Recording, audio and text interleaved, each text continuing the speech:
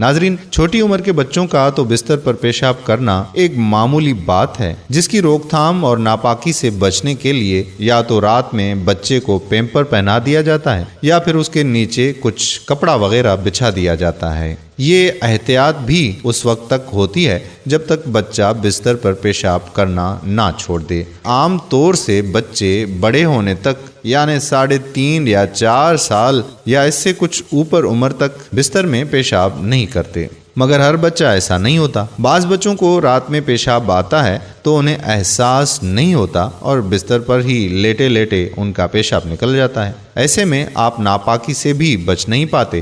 اس کے علاوہ ایسی صورتحال میں مائیں بہت زیادہ پریشان ہو جاتی ہیں، ان کی مشقت بڑھ جاتی ہے۔ مزید یہ کہ اس کے فوری حل کے لیے پیمپرز کا خرچہ بھی بڑھ جاتا ہے جسے ہر کوئی افورڈ نہیں کر سکتا۔ اس لیے ناظرین، آج ہم آپ کو ایک ایسا ٹوٹکا بتانے جا رہے ہیں جس پر عمل کرنے سے آپ کا بچہ بستر پر کبھی بھی پیشاب نہیں کرے گا انشاءاللہ۔ اور ساتھ ہی ایک دعا جو ہم آپ کو بتائیں گے وہ بھی بچے پر پڑھ کر پھونک دیں، پھر دیکھیں کہ آپ کو انشاءاللہ اس مسئلے سے ہمیشہ کے لیے نجات مل جائے گی۔ اس ٹوٹکے کے اجزاء بہت آرام سے کسی بھی میڈیکل اسٹور سے مل سکتے ہیں۔ جن اسٹورز پر دیسی چیزیں ملتی ہیں وہاں بھی یہ اجزاء مل جاتے ہیں اور مہنگے بھی نہیں ہوتے۔ اس کے اجزاء یہ ہیں: پان کی جڑ، پان کے پتوں کے ساتھ اس کی جڑ بھی ملی ہوتی ہے۔ دکان والے اس جڑ کو الگ کر کے دھوپ میں سکھا کر رکھ لیتے ہیں۔ آپ ان سے 20 روپے کے قریب وہ جڑ خرید لیں۔ سونٹ 10 سے 20 روپے کی اور پستہ 20-30 روپے کا۔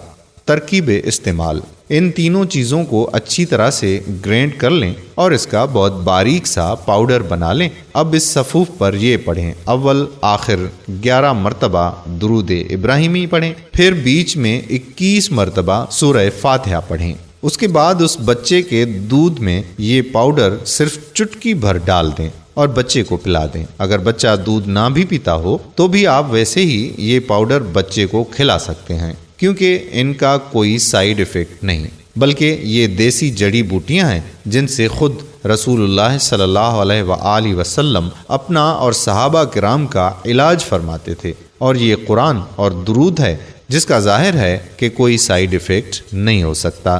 لہٰذا یہ چیزیں نقصان نہیں بلکہ فائدہ ہی دیں گی انشاءاللہ۔ ناظرین، یہ تھا ہمارا آج کا ٹاپک۔ اگر آپ کے بچے کو بھی یہ پریشانی اور شرمندگی ہوتی ہے تو اس کا علاج اس طب نبوی صلی اللہ علیہ وآلہ وسلم سے کریں اور اپنے بچے اور گھر کو پاک اور صاف بنائیں۔